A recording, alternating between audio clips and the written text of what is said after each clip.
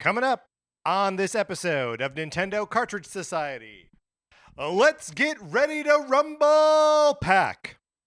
Link set out on his most adventuresome quest yet, so the Nintendo Cartridge Society sets out on an adventuresome quest with you.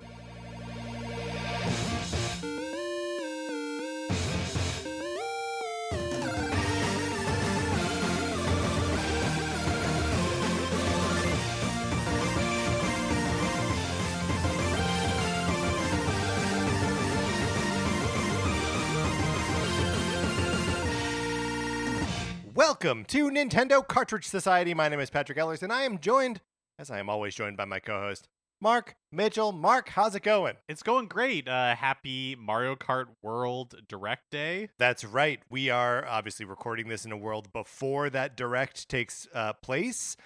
Very excited. Mark, are you planning to wake up 6 o'clock tomorrow morning? Honestly, I don't know that I'm going to wake up at 6 o'clock. It's only 15 minutes you would have to be awake for. I know, but, I need my Models 8. Honestly, I need my Models 10. Right. I need my Models Inc. But we, of course, will be talking about all the news from the Yes. Mario Kart World Direct on Tuesday's news episode. Right. We're doing something a little bit fun today. We're going to be pitting Nintendo games against each other, and Mark and I will be defending them. Yes, in like a knockout, drag-out style cage match battle to the death. To the death. 2 games enter. Only 1 game leaves. The other game slaughtered. That's right. Its corpse gets pulled out by a bunch of Waddle Dees. Yes, and it's Widow who will be Watching with her children. Yes, watching with their children. Yeah. In the front horror. row. Uh-huh. Yes.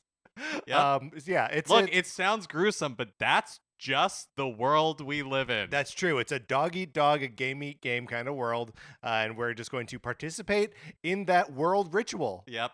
It's not us who are bad. No. Far from it. Us? No, you. These perfect little me? angels in front of my eyes? That's right. We are innocent baby angels. I'm looking at Patrick, and there's a mirror right behind him, so I can see both of us. Right, and you're practically blinded by the halos over our heads.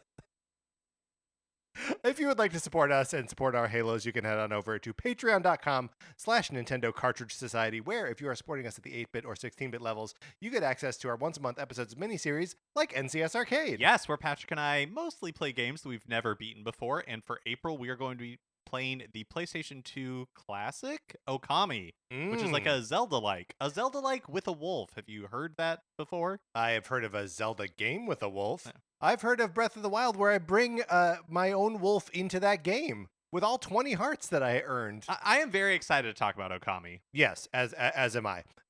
We will be putting that out in the next couple weeks here.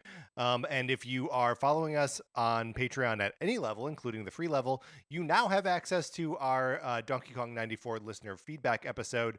That's anyone who's following us at any level can listen to that. So if you are not following us on Patreon, get on over there right now. You've got a bunch of free episodes that you can listen to about the various games that we have been playing.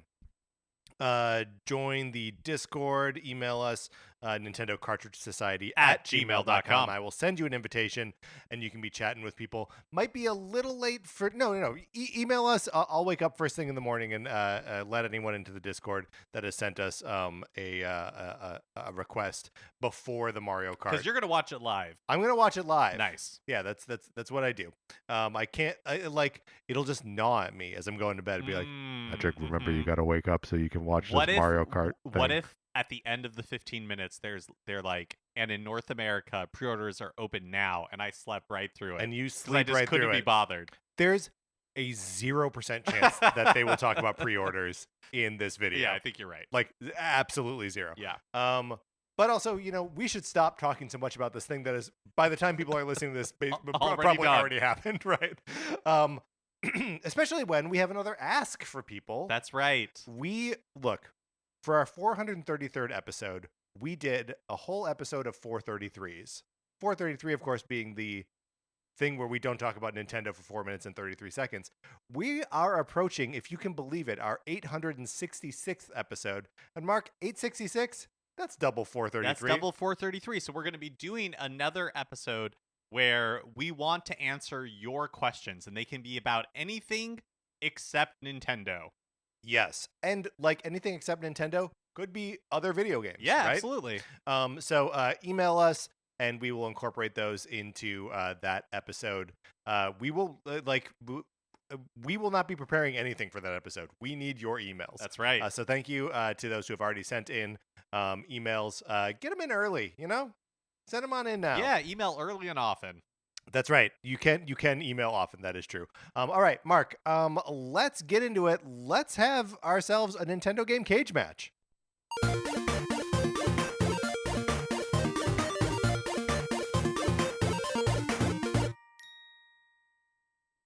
Now, the methodology here, Mark. Yes. You started to generate this list, so why don't you walk us through the first steps here? Oh, sure. Okay, so yeah, in what we have done is created a I want to lay bare the whole process. yes, here, right, we've created a what we hope is close to comprehensive list of Nintendo first-party games through the NES era to the present, including select like second, third-party partners, like games that were developed by HAL Laboratory or Intelligent Systems, yeah. but or like Treasure or whatever, but published by Nintendo. And but excluding something like the Square Enix games, like right, Dragon Quest doesn't count even though it was exactly. published in North America by Nintendo, so on and so forth. So to begin generating this list, we asked Claude AI to create a comprehensive list of Nintendo first-party games. So that's the starting point. That's the starting point, and then we hacked at it for a long time, removed things like Super Nintendo World. That's not a game. AI. And there were a couple games that I noticed that it was missing. It didn't have any of the mobile games.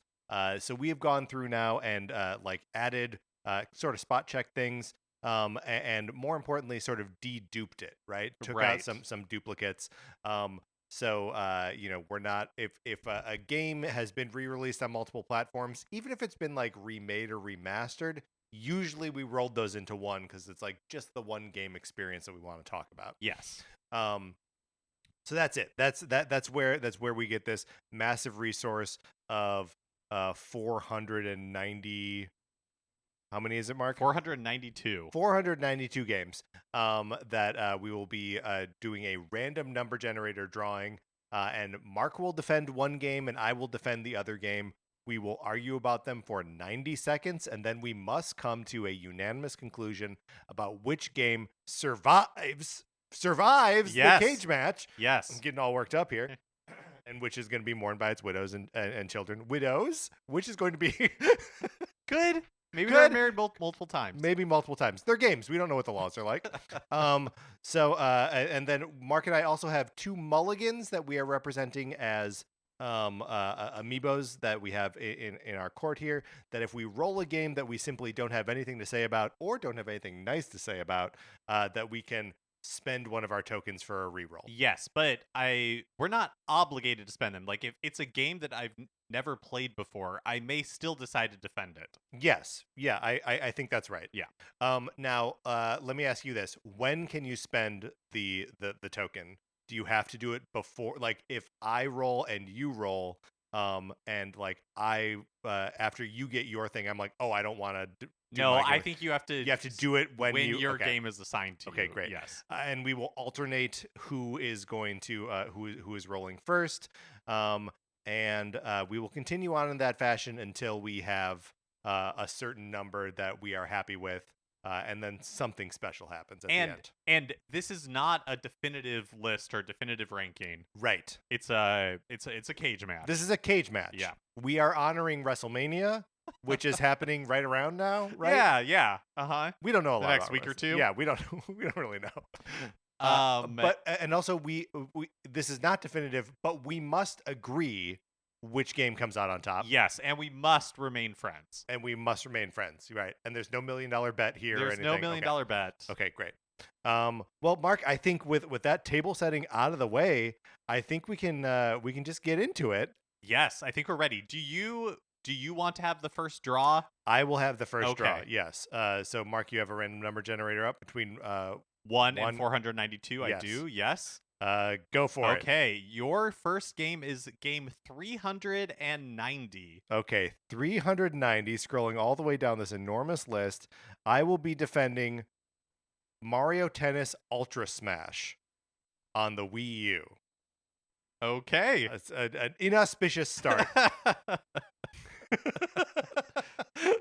to this. And then, Mark, you will be defending game number. I'm saying that as though I have a random number generator pulled up. I do not.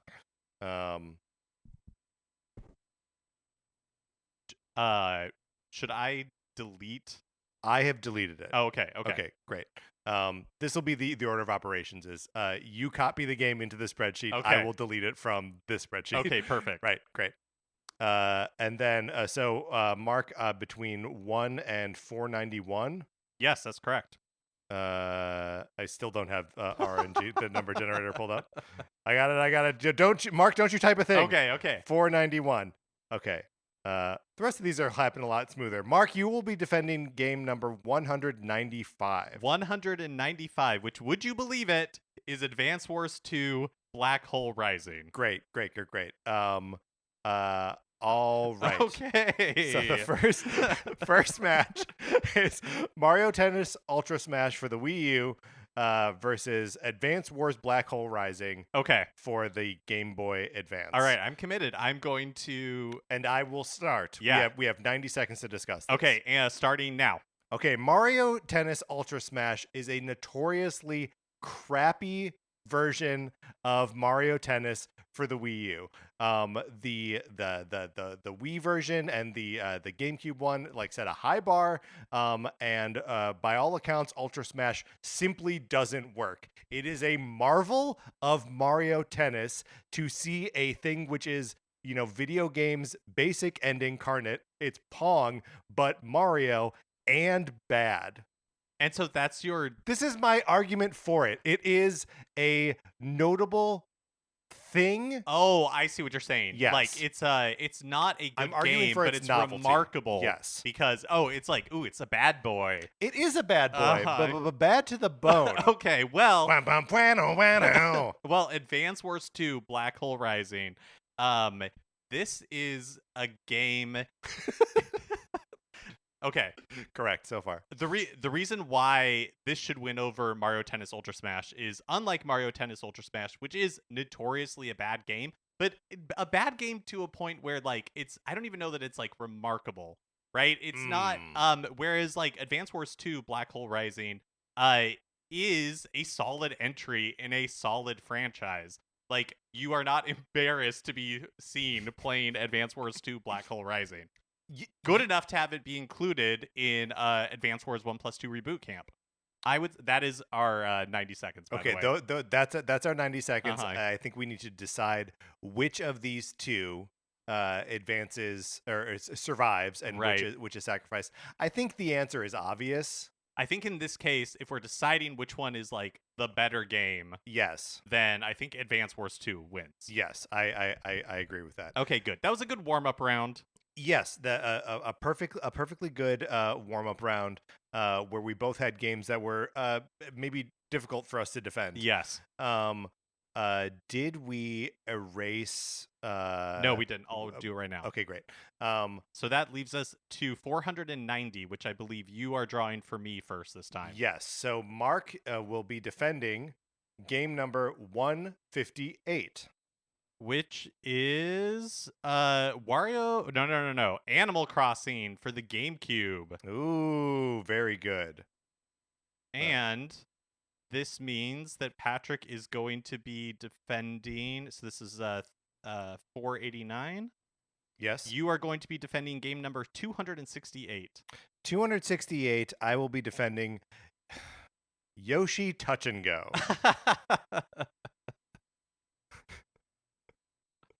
All right. Okay. That's.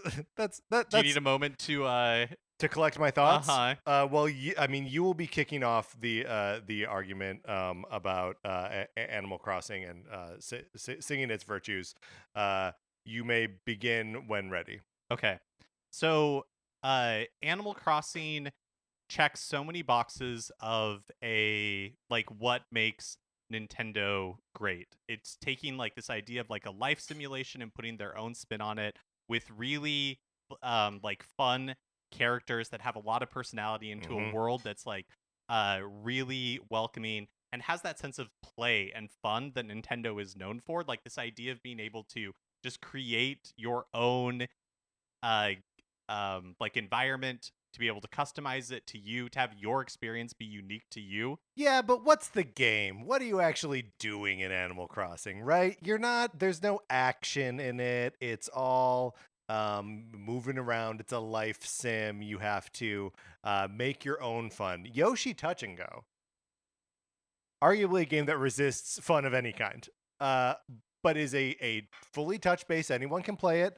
You're doing like Yoshi style mechanics, Yoshi game style mechanics, simplified, explored in a way that Nintendo doesn't really do elsewhere. Normally, like a Yoshi game is a Yoshi game. You know exactly what to expect of it. Touch and Go is a different thing, sort of a like endless runner, but it is it. So in some ways, Nintendo is being a pioneer here. Well, and I will say, we have 6 seconds left, but I will say one thing that you could argue for Yoshi Touch and Go, even though it is not my game to argue, Yes. is that in some ways maybe it's like a perfect example of Nintendo having one like gameplay idea and then executing it to like its full potential. I'm sure that and we are of course past time here. I'm sure that it did realize its full potential. It's just kind of a notoriously I'm not sure limited the potential is all that high. This is an obvious one, right? Animal Crossing wins. I think yes. All right, very good. Animal Crossing survives Yoshi Touch and Go. I'm sorry you will be mourned by your relatives. So let's see. Your number for the next cage match is going to be out of 488, 102. 102. It takes a long time, Mark, I gotta say, to just scroll through this document. There's a lot of games. Okay, mine is Super Scope 6. Okay, great. Great. Okay, and wait, I gotta make sure I'm not deleting Super Punch Out by accident here. Okay, great. So you, Mark, will be out of 287. Or 487 rather. 279. Okay, that means that I am defending 279 Link's crossbow training. Okay, this is good. I like this. There's a weird synergy happening. Yeah, very good symmetry. Okay. What was that? 279? Yeah. Yep. All right, very good. I will begin. Yes, there you go. The light gun. A genuine light gun, right? One that is reading the information on the screen. That's what the Super Scope 6 was. And there weren't many applications for this Super NES peripheral, but there was this pack-in of just like things to shoot. It was a fine shooting gallery. It got the job done. It's a bazooka. I don't really know what else you have to say about it. Well, unlike the Super Scope, everybody could play Link's crossbow training without having to buy like another accessory because it just worked with the Wiimote. It was just a Wiimote game. They did sell an accessory they did for it. Sell yes. a Wii Zapper, but you didn't have to use it. And one thing that I really like about Link's crossbow training is that it just gives you another opportunity to exist in the world of Twilight Princess. And until these the like Age of Calamity games, like those like spin-offs, you really only had like one shot to be like, in the world of a Zelda game. You would occasionally get other games that are kind of like set in the world, but I feel like it's such a rare thing. Also, it was the perfect game at the perfect time. Like we often like to say, for the longest time, it was in the top 5 best-selling Zelda games. Right, before Breath of the Wild kind of like knocked it out. Yeah, it's probably still in the top 10. The problem, though, is that it's like always based in these like pointer controls of a gun game, right? Right. Like, and the Super Scope like gives you the sort of like freedom to actually be shooting at something in the same way that you would be with any other light gun game. Well, this is our 90 seconds, and I do think my vote is probably for the Super Scope 6. Just because there is something like tactile about having that Super Scope, like having that accessory and Yes. the like act of playing with that is always so much more satisfying than just playing a light gun game like on the Wii. Like I felt that way about like Yes. Umbrella Chronicles, like the Resident Evil spin-off and all that kind of stuff. Yeah, there's something that rings like hollow and false about the like Wii pointer control like light gun games. Anything that like you was using the zapper. There was a Dead Space game, Dead Space Extraction, that was also like that. So like they went back to that well a lot. There weren't there 2 Resident Evil? There were, yeah. Yeah. That it's just like it just doesn't seem like it's really a format that It's just not as fun. it's just I not feel as like. fun. Yeah, it has been my experience. It's also just like Super Scope 6. The only way to get that game cart was to buy the Super Scope. Like it came in a big dumb package. You know, it was the DJ hero of its day. So Super Scope 6 Mm-hmm. taking home the win, which means we are now 1 through 486, and I believe I am up first. Right. So I am generating that number for you, Mark. You will be defending game 472. Which is Super Smash Brothers Ultimate. Wow! All right. Holy cow! Come on, baby. Mark, that should be easy to defend. Okay, so 485 for you, which means your number is number 47. Oh, okay. 47 for me. I'm going to be defending NES baseball. I'm going to spend one of my tokens. Mark, re-roll that for me. Okay. I'm all not right. defending NES baseball. 484. Your number now is 410. All so right. I think we're going to have 2 Switch games against each other. Let's see. 410 Oh, I'm sorry. is Brain Age Nintendo Switch training. Wait, hold on. Did the Brain Age Nintendo Switch, that never came out in the US, right? That's I'm not trying to double right. dip on do-overs here. No. You are right. It did not. It did not. I say I get one more roll. Okay. Here. All right. That I will allow it. So now it's out 304. Okay, great. Is your new number? 304.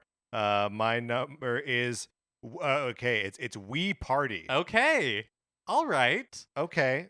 Let me just refresh my memory. Which one Wii Party is? All right. Well, I'm gonna start our 90 seconds. Yeah, go for it. Super Smash Brothers Ultimate is just it's just a love letter to video games. Right. It is so packed full of content. Every like new character that is added is like just another like piece to the collection. Each one seems like such a labor of love. The amount of content in it is unbelievable. Like it was so much fun when they revealed that everyone is here. Right. All of the characters are coming back. Then we got so many more new characters. It is just such a feature-rich, amazing game that is a marvel that it exists at all. Yeah, but does it have Word Bomb or Buddy Quiz? Which one is Wii Party? Wii Party is the one that's like a bunch of casual party games. Right. But so and like is it the one that came with the extra No, Wiimote? that's Wii Play. Oh, okay. Wii Play I feel like would be easier to defend. Obviously Wii Sports would be easy to defend. I even feel as though I could mount a case for Wii Music. But Wii Party, yeah, is tough. You know, during like from the Wii era on to like the Wii U, Nintendo had kind of a hard time like making party games that weren't Mario Party games that actually like hit and made sense. And I feel like this just like sort of joins that pantheon. The thing that it has in its favor is the Wii franchise is like so short and varied. And it's always nice to have a game where you can play as a bunch of Miis. But I realize I'm not saying anything that like Super Smash Brothers doesn't also have. Well, what an kind of like Wii Party is such an interesting title because it's not that Nintendo, I don't even think that I owned or played this one. No, but me neither. it's not like Nintendo didn't put any effort into it or anything. But what a time for them that they could create just all of these like pretty simple, party game collections to bundle together. And Wii Party probably sold multi-millions of copies. You know what I mean? Yes, it funded some poor Metroid game for sure. Other M. Yeah. Hey, so it's not all good. Okay, so now I'm pulling first. No. Yes, I am drawing for you. Yeah, 482 Okay. is the max now. Okay, so you are 351.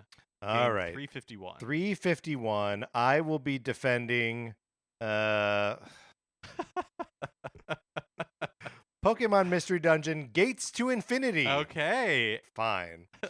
And then so you're 481. Okay, great. Yep. 279 is the game that you will be defending. Okay. My game is Mario Kart Wii. Okay. And our 90 hold on. I just got a Mario Kart Wii. Great. Okay, seminal game in a important series. Go ahead, Mark. All right, Go ahead. yeah, Start the timer. Timer's on. Pokemon Mystery Dungeon, when you don't have enough access to Pokemon games or Mystery Dungeon games. I gotta say, there are very few opportunities for you to play a Pokemon game actually as a Pokemon. That's very true, yeah. And it is cool that these games start off with like a little quiz and then like put you inside the body of a Pokemon.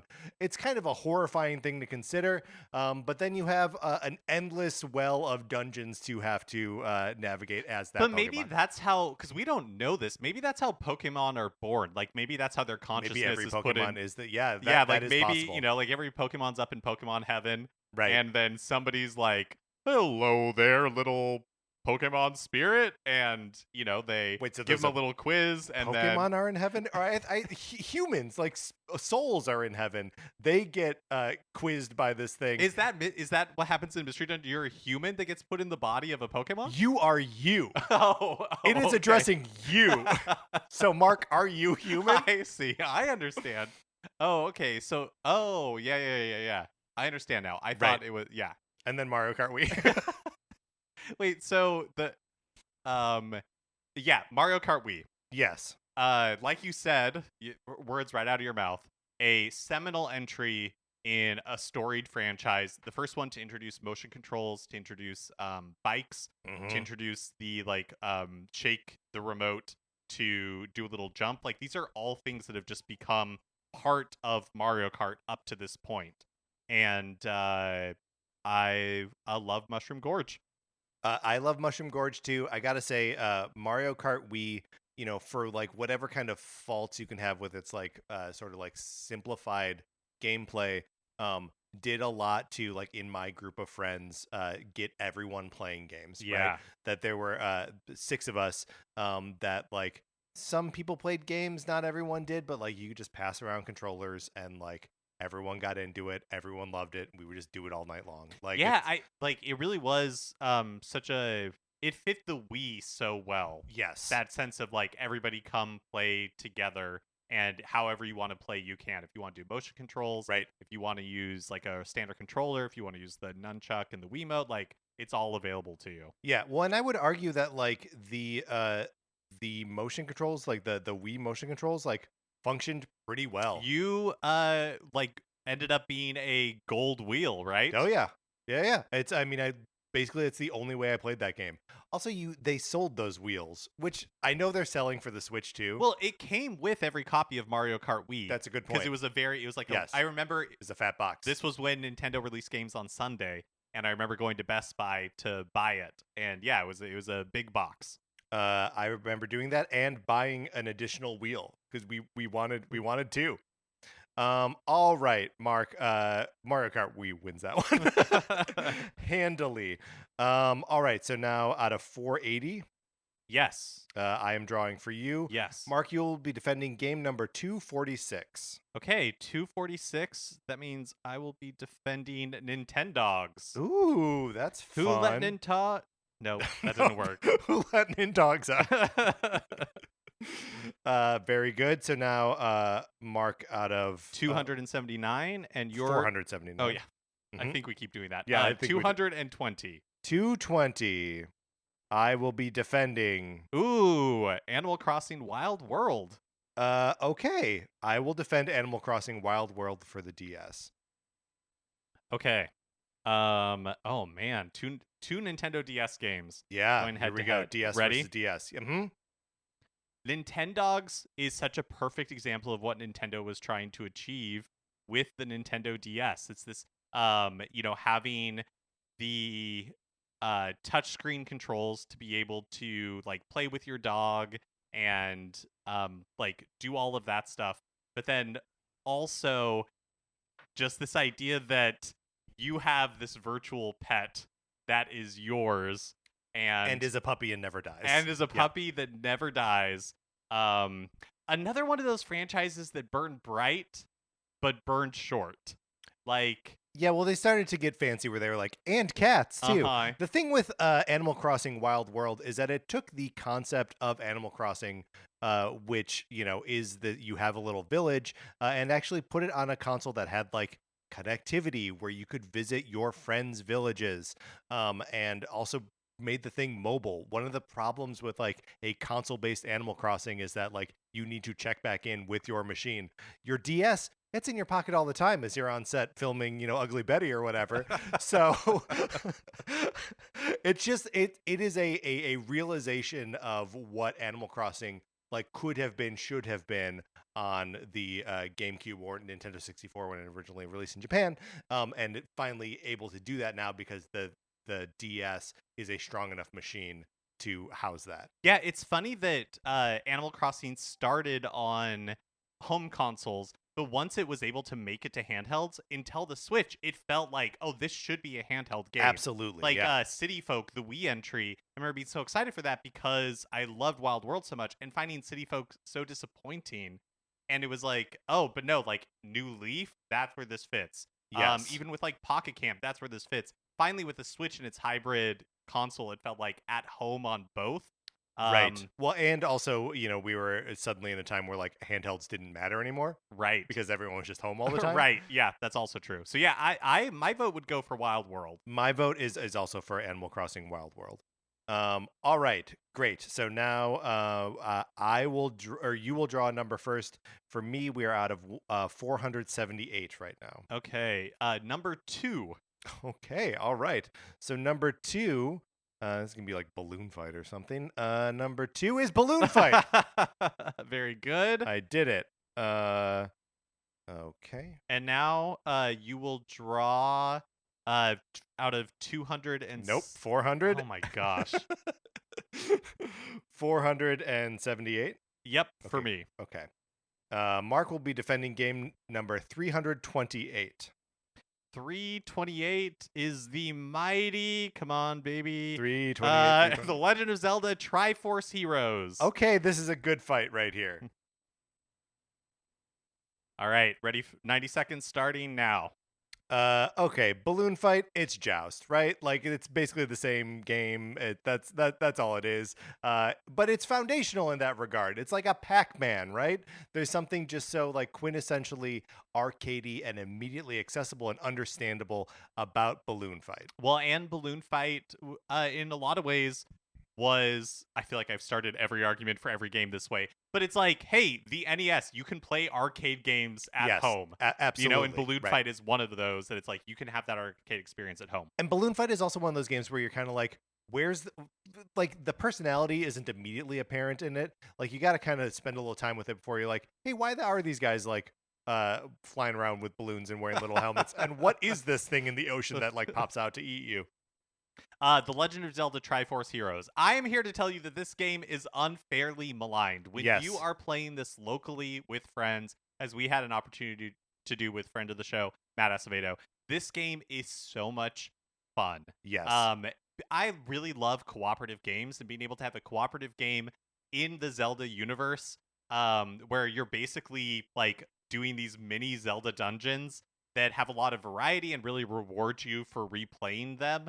I think this game is just delightful, and it was really hamstrung by being on the 3DS in the United States, where it was harder to find people that had this game to play with, and playing online with strangers would not be fun at all. But the in-person experience was just so fun. Good. Yeah, well, and I this is a game where I'm like, if they were to re-release it on Switch like right now, that it would be like the scene would be hopping, people would be playing it together all the time. Release it on Switch too, and we can do the game chat while doing totally. It would be so much fun. They also do a great job of like presenting individual like challenges for the dungeons as you like go back through them. So if you are like in a party of people who have not done dungeons that you've been through already, you have like separate objectives to achieve as you're going through it.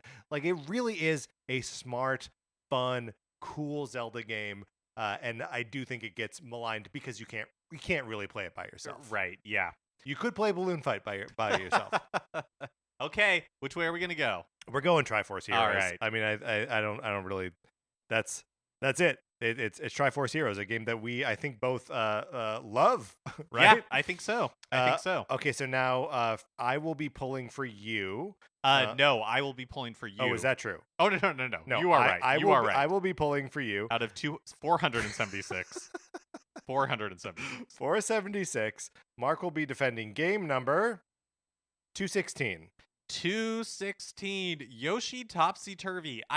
Okay, I'm going to use one of my passes because I have no idea what this game is. It's a GBA great. game. I just don't have any idea.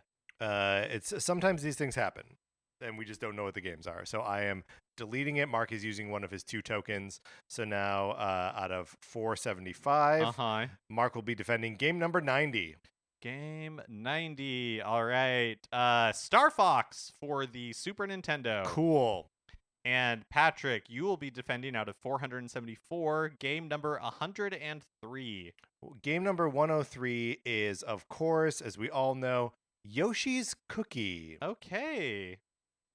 And our 90 seconds begin now.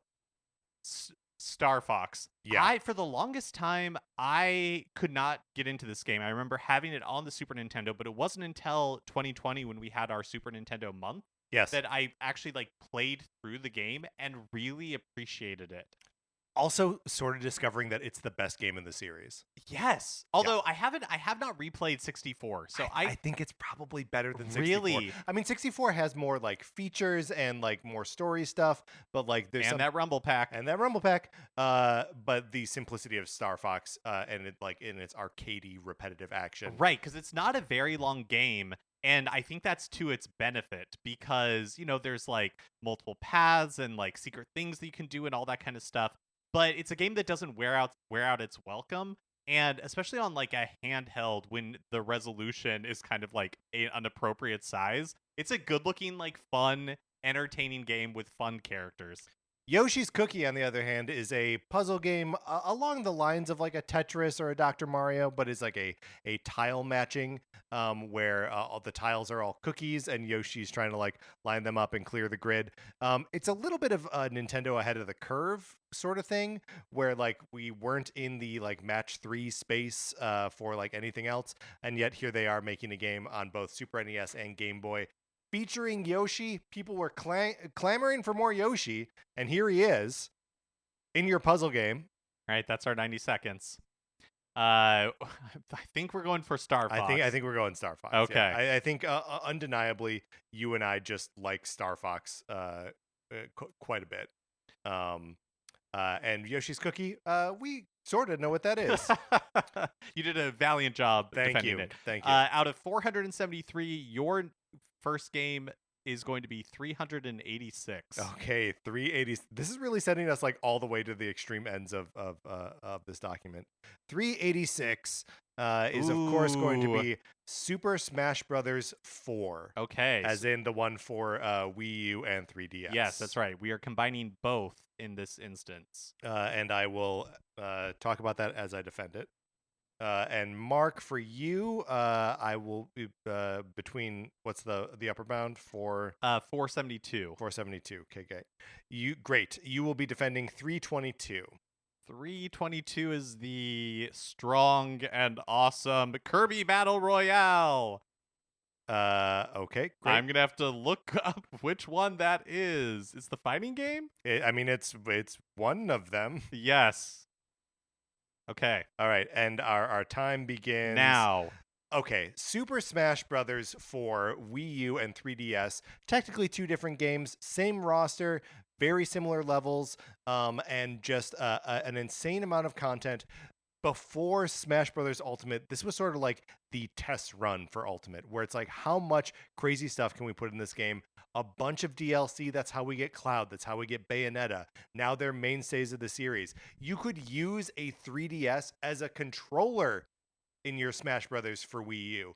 It was one of these things where it's like, holy cow, did I make the right choice in finally getting the Wii U? Like it was the thing that sort of like solidified the library. It now had Super Mario 3D World. It now had Mario Kart 8. And with Smash 4, it was just like, we are now complete. It is a fully fledged, fully featured Smash Brothers game. And the 3DS one had the mode that I can't remember now, which was like an adventure where you were on like an enormous map and you had to like go all the way across it and just like beat stuff up and collect things. It was so cool, so fun. It had the Mii's. I only have 24 seconds to defend Kirby Battle Royale, and all of that is all well and good for Smash 4. Yes. But Kirby Battle Royale is like the perfect Kirby game and a fighting game. So it like, you'd want to talk about content. It has 10 different game modes, including a story mode called the Cake Royale. It has like abilities in the game that are appropriate for Kirby. Like the Smash Brothers game, they're just like throwing things out there that they think will be fun, but they're not like it had its own identity, but you're not like, oh, I want to be in that Smash Brothers world, where this gives you an opportunity to play within the world of Kirby, Sure. but a fighting game.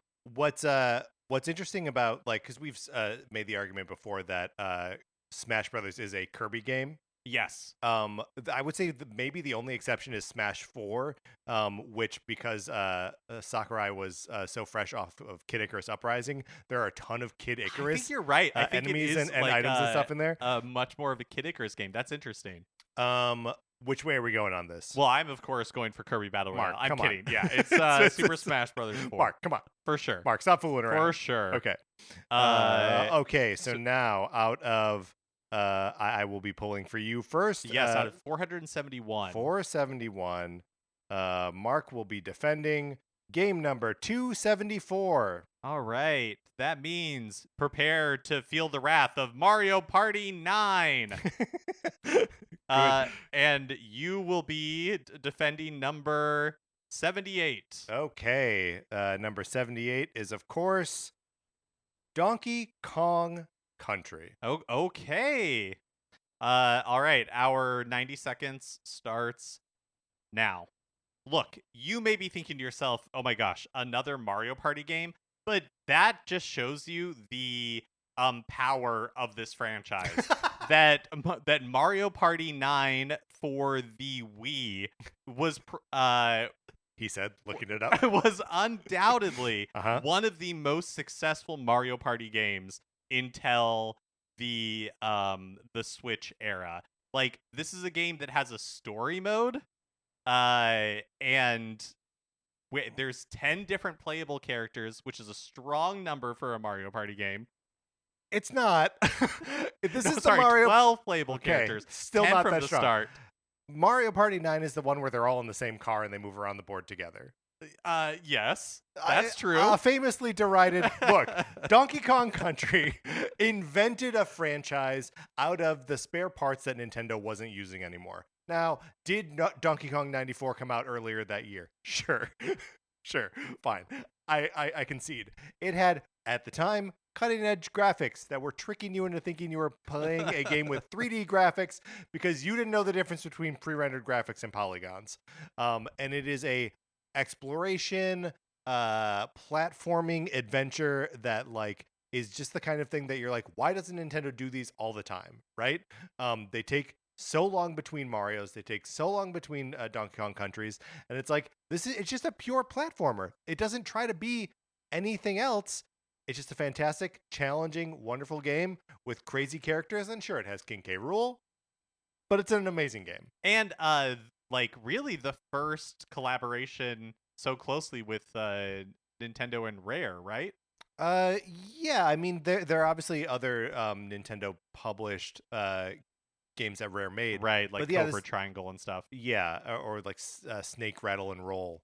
But this is actually a game where they're using Nintendo IP, right? And that's a different beast entirely.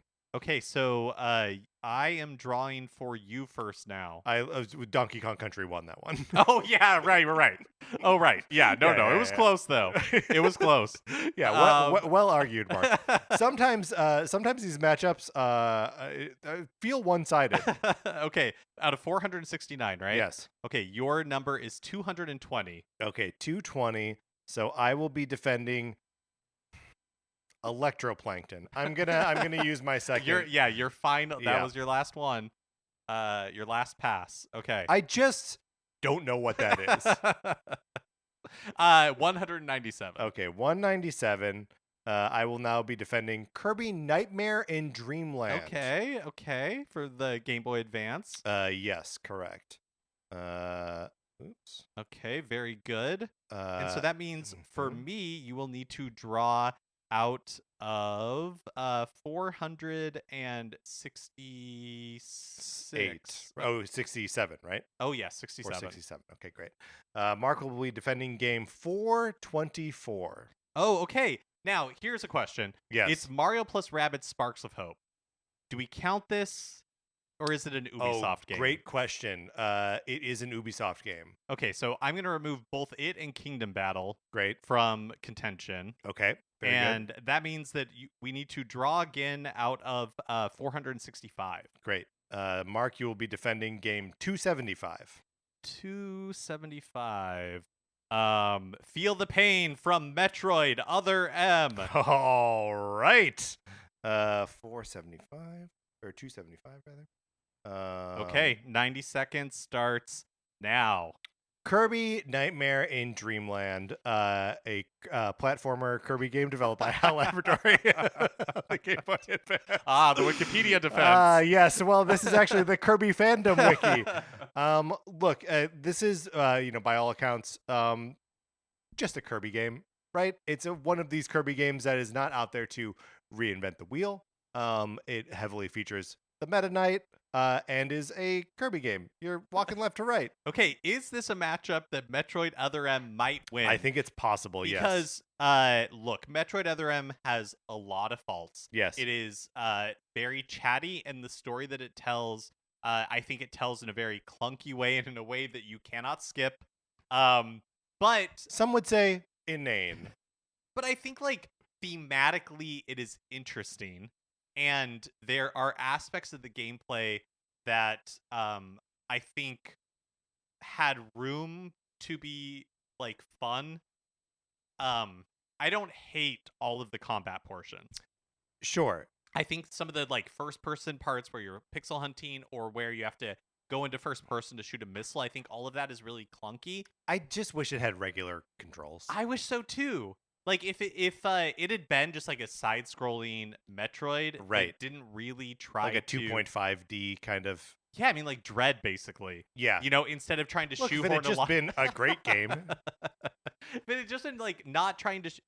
I think it had too many ideas, and we know that Sakamoto can tell good stories. Like we both really loved Emio, so it's kind of like. It's so interesting to me, like, what went so terribly wrong with Other M. It's like a lot of good ideas that when they all got put together in the formation that they were, it just turned out bad. It was just a mess, yeah. And also, it felt like it was before Nintendo had done much, like, deep storytelling in games, like cinematic storytelling, so, like, it's just a big whiff there. I will add that Kirby Nightmare in Dreamland does have the sub-game Kirby's Air Grind, which I did count among one of my favorite of the sub-games back in Kirby Month like 100 years ago. Yeah, I remember that.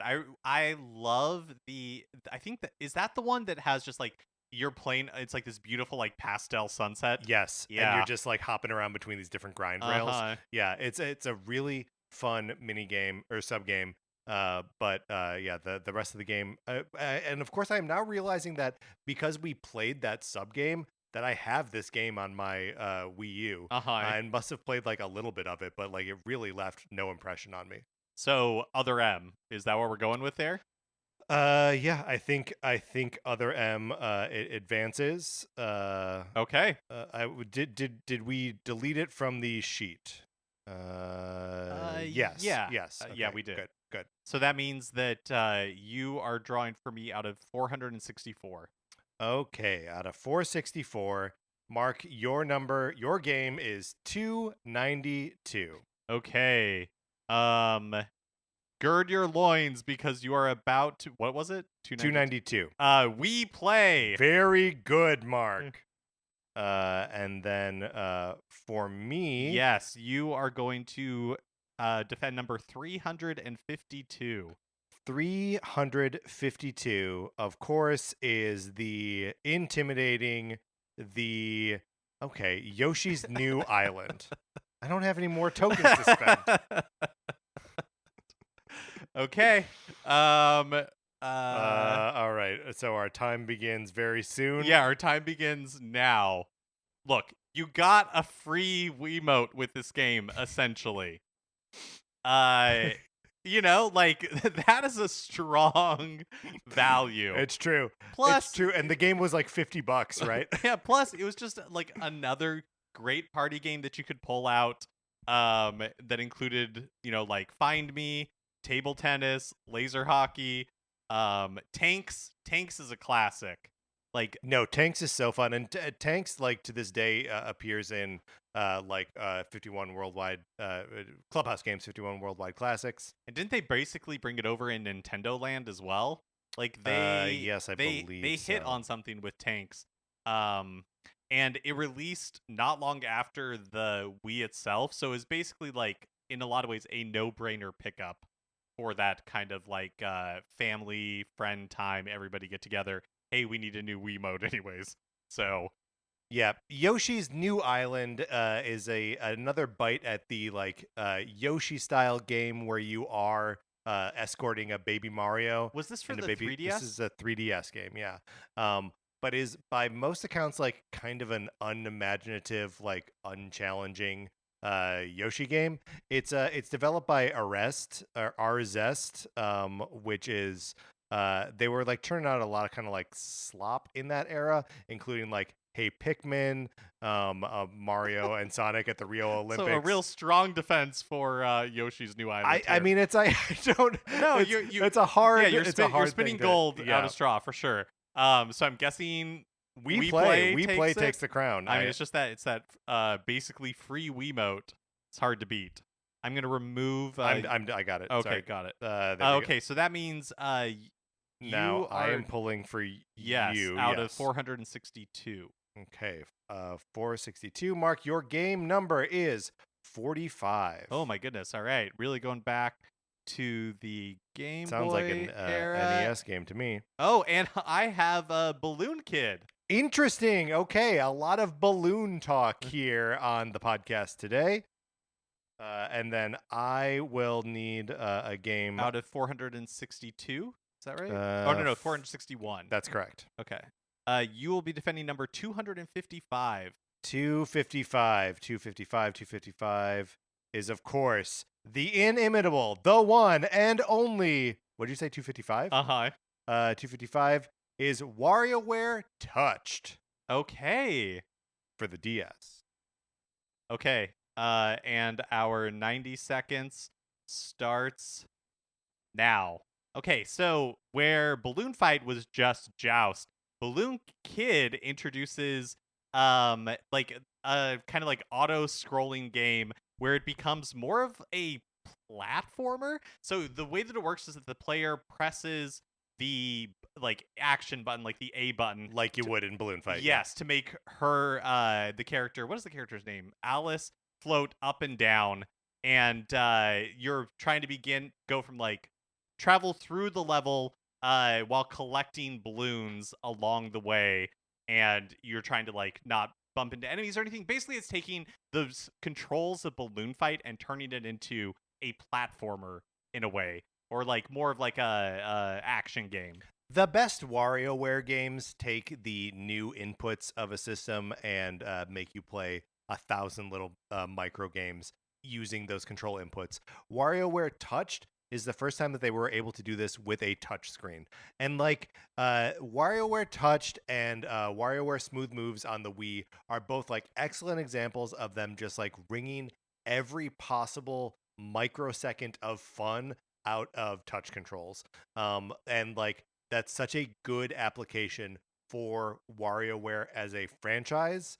That like anyone can. It's quintessential both Nintendo and 3DS or a DS in that like it's immediately accessible. Like anyone can play it. I have such a soft spot for WarioWare Touch because it was my first WarioWare game Oh and one yeah, of the earliest games that I got for the Nintendo DS. yeah. So I think Smooth Moves is my favorite just because I have so many fond memories of playing it, but I really like WarioWare Touched. So I think the winner in this instance is going to be WarioWare Touched. I think it's WarioWare Touched. Okay. All right, let's do two more of these, and then we will move on to the final event here. Okay. Who's pulling what? I am pulling for you You're pulling out for of me. 460. Uh-huh. So your number is 445. Okay, 445. I will be defending Super Mario Party. Okay. All right. That's a respectable Mario That's Party. that's a respectable Mario Party. It's interesting how many of them come up. Well, there are a lot of them. The odds are pretty good. That's that true. You're going to draw Mario Party. Okay, so for you, I'm going to be 459. So you are defending game number 233. 233. Prepare to fear Mario versus Donkey Kong Mini Land Mayhem. Okay. Sorry, what was that? 233? Okay, great. Yeah. Mark, are you prepared to defend that one? You know what? I'm going to pass. Yeah, I am okay, going to great. pass. I'm going to use my final pass on that one. Okay, so now out of 458, you're defending 299. Okay. 299 is the ferocious Codename Steam. cool. All right, you ready? Yep. 90 seconds starts now.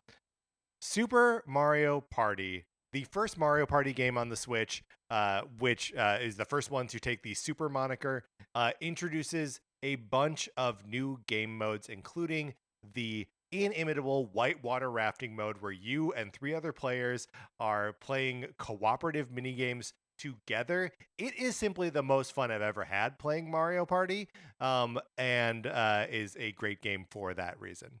Codename Steam. Imagine if Intelligent Systems made a completely bonkers turn-based strategy game in the style of a third-person shooter that like featured characters from The Wizard of Oz, American mythology, and real live like historical figures. Yeah, the president in the game is Robot Abraham Lincoln, Uh, and you're defending the world from an alien invasion. Yeah, the subtitle in Japan was Lincoln versus Aliens. This game bombed.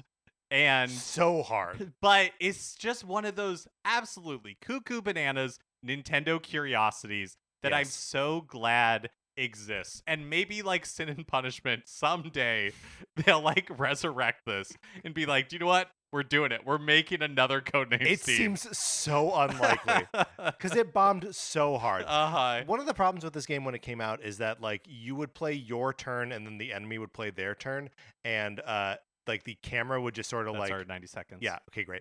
The camera would stay like with your characters and just sort of like pan back and forth where the enemy was doing what they were doing, but like you couldn't see them because they were behind cover or whatever. And it would happen in real time. So like it was slow. You would take your turn and then you'd have to like sit and wait and not really see anything. Horrible. Well, the game played out the opponent's turn for like 4 minutes. Am I remembering right that they... Oh, maybe they did. They patched it. They did patch Yes. it. Okay. Yes, Okay. they did. So like the game, 3 weeks after it came out was finally like playable, but by that point they had missed the window and Codename Steam was already a joke. I mean, it was going to be an uphill battle Totally. anyway. Like, how did this game get greenlit? Genuinely, I mean, it's a great question. I think it's because Intelligent Systems had been so good for them on the 3DS with like Fire Emblem Awakening being like a thing. For sure, like yeah. a phenomenon, really. And like the Codename Steam, you could scan in Fire Emblem Amiibo and add those characters. Those characters became playable characters That's cool. in your game only if you had the Amiibo, which is an absurd amount of... That's maybe the biggest bit of content locked behind an Amiibo. Yeah, that is interesting. And yet, I think it I don't know. What do you think? What is the winner here? Oh, it's Codename Steam. Oh, just I mean, because how cuckoo bananas it is? and honestly, like I think it's a better game than Super Mario Party. I Oh, don't uh-huh. dislike Super Mario Party. Like I do genuinely think it is one of the better. But now like Jamboree and in short order plus Jamboree TV Right. is just going to be like a much more compelling overall package. Okay, so I think this is This this is going to next be one our is going to be final our final yes matchup. quick match. Okay, so you are drawing for me out of 457. Okay, 4 out of 457. Mark, your final game is going to be 435. 435. Feel the wrath of Ring Fit Adventure. Wow. Okay. Okay, and then That means mhm. 456. Yep, You will be defending 407. 407. I am defending the Labo Oh, Variety Kit. whoa! There we go. This is a match right This here. is very good. All right, 90 seconds Yep. start now. Okay, Ring Fit Adventure. Out of nowhere, Nintendo drops this trailer, and I remember thinking it looked so bizarre. I did not get it at all. And then COVID happened. Everyone went nuts for this game. I finally got a copy for myself, and I get it. It is like a fun game with engaging characters, Mhm. like cool Well, world. one engaging character. One engaging character. We like Drago. We like Drago, and then there's like the ring itself, I guess. Sure, I guess yeah. Okay. But like fun mechanics, like making the smoothies and all that. And on top of it all, it is, if you commit to it, legitimately a good workout. Yes, and that's like that's one of the amazing things that I think also connects the Labo Variety Kit in that like speaking of coming out of nowhere, like in just like a presentation, it wasn't even a presentation, it was just like a video, right? Being like, Yeah, I think here, so. introducing Nintendo Labo, and the Variety Kit had like 9 different little things that you could make. That were all like varying levels of complex. This is the one that included the piano, which is a piano that you make out of cardboard, tape, and it's like reflective tape and rubber bands. And otherwise, you just fold it all together, put your Switch and Joy-Cons in there, and it makes music. Yeah, it was so cool. And, Nintendo, when they released the Switch, had been talking up how they are developing and want to show different ways for people to use the Switch Yes. outside of just video games. And Labo was really, I would say, the one instance that they, like in the Switch's life, that they attempted that with Right. something so kind of outside of the box. This one is actually really hard for me because I agree. I we, like we've done our 90 seconds now, Yeah. so we need to come to like a conclusion on it. But like I think the Ring Fit Adventure has a more lasting impact, but the Labo Variety Kit is so singularly Nintendo, like no one else could put that game out. Yeah, my head says Ring Fit Adventure, but my heart says Labo Variety Kit. Right. So I think ultimately I lean towards Labo as well. Let's go with the Labo Variety Kit. Okay. Okay, so Mark, we have now I think we've got 15 games here that have survived, right? 1, 2, 3, 4, 5, 6, 7, 8, 9, 10, 11, 12, 13, 14, 15. Okay, Yes. so let's run it down. So we have Advance Wars 2, Black Hole Rising, Animal Crossing. Super Scope 8, or oops, Nope. Super Scope 6, Super Smash Brothers Ultimate. Mario Kart Wii, Animal Crossing Wild World. The Legend of Zelda Triforce Heroes, Star Fox. Super Smash Brothers 4, Donkey Kong Country. Metroid Other M, We Play. WarioWare Touched, Codename Steam. and finally Labo Variety Kit. Okay, Mark, now these 15 champions will all enter the ring at the same time and defend the championship in a battle royale. Yes, it is a Royal Rumble Mm-hmm. between these 15 games. So, Mark, what do you expect to see in the ring here? Are there any like alliances that you see happening early on? Yeah, I could see some of these like party games or accessory games banding together, throwing their weight around against some of the stalwarts, some of the heavies. Yeah, so I worry that Star Fox is going to make an early play against Metroid Other M and just knock it right out. Like I think Star Fox is going to look around at all of the other like sci-fi things in the arena and just zero in on Other M, and I think Other M doesn't stand a chance against it. Well, I think you can never count out Animal Crossing, Wild World, and Animal Crossing because that Tom Nook is one wily mother. Yeah, he absolutely is. And also, look, the Smash Brothers games are no strangers to violence, and there are two of them in here together. Yes, I almost feel like they get locked in an endless battle, and then we never see them either of them again. I think so. All right.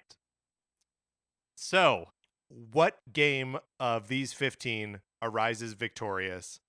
okay. Hold on. I'm going to set a timer Yes, for 2 minutes and 30 seconds. right.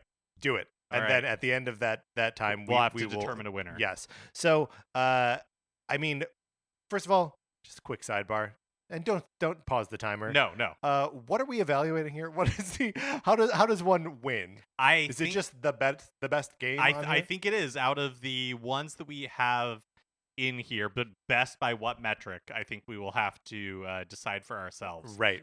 So I think that immediately we do need to decide which Smash Brother game is going to represent the franchise. I think it's because got to be Ultimate. I think you're right. Okay. Ultimate is Ultimate may just be the best game on this list. Yeah, I think that's possible. I think other candidates for best game on this list are Mario Kart Wii. That's what I was gonna say. I feel like Wii is scrappy. I Yeah. think that might be. That may be the final matchup. I think that might be it because you look is like Donkey Kong Country not in that conversation? oh, maybe that is the final three. That feels right to me. Okay, because that means like Advance Wars, no way. That first Animal Crossing, not gonna beat Wild World. Super Scope 6, thanks for playing. Yeah, kiss it on the forehead. Yeah, Ultimate's in there, Mario Kart Wii's in there, Wild World's in there. Triforce Heroes, oh, I love you so much.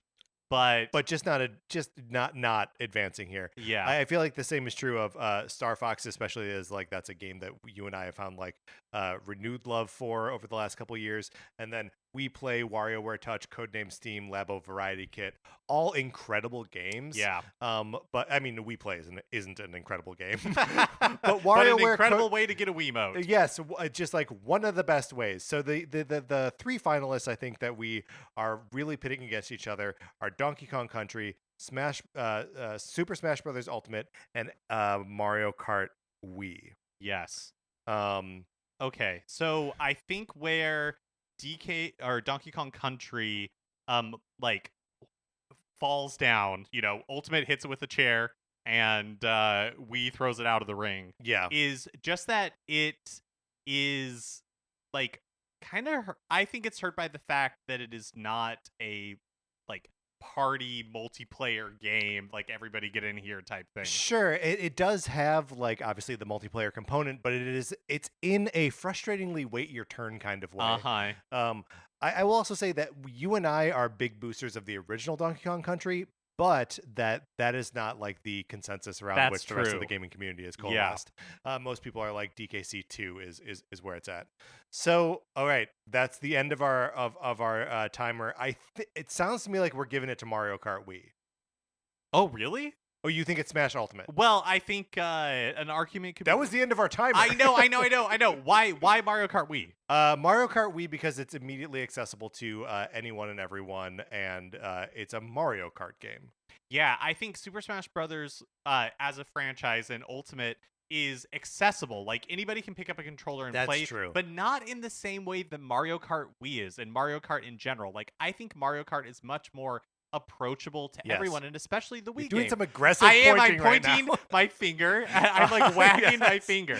No, I feel like I messed up. like no, I think you're right. I think I am agreeing with you, just angrily. Yes. I between the two, it's like which one is easiest to like pull out at a gathering, and people, even if they don't like playing video games, it's Right. so like approachable and friendly, but I think it still has depth and has a lot to offer. It's not just like a shallow experience like which one did you have to defend? We Play. We Play? No, No, that was you defended that. yeah, We Party. Yes, or Mario Tennis Ultra Smash or whatever. Right. Yeah, no, I think the winner of our Royal Rumble here is Mario Kart Wii. I will also say that just we've already made the decision, but Smash Brothers Ultimate is also a game that is so content rich that it can be intimidating when you put it on at a party. Yeah, for right? sure. People see a screen of 100 characters and they're like, I'm going to go do something else. Right, and the controls don't like immediately make sense. Right. Like any fighting game, with it's balanced in the same way that like the blue shell is balanced. Like if you have items on, people can Yes. participate in everything. But it's just harder to get into. All right. Well, the champion of our first ever cage match Champion is Mario Kart Wii. It's Saturday Night Live now for some reason. All right, Mark, let's close this out. Gonna do that music cue again. All right, that is going to do it for this episode of Nintendo Cartridge Society. I think we were fair judges on this one. I think so too, but I'm open to other opinions, so let us know. Right. If you think we made a wrong call anywhere in there, let us know in the Discord or email us. That's going to do it for this episode of Nintendo Cartridge Society. Thank you to our 16-bit patrons, Connor McKay, Patrice Millette, Kyle Seaborn, Drew Mackey, and Steve-O. We appreciate all of you. We appreciate everyone who's listening or on the Discord or on the Patreon. We appreciate it all so much. Anthony DeLuca made our logo. Our theme music is provided by 8-Bit Betty. You can get more of his music by going to 8bitbetty.com or by listening right now. For my co-host, Mark Mitchell, this is Patrick Ellers saying thank you for listening.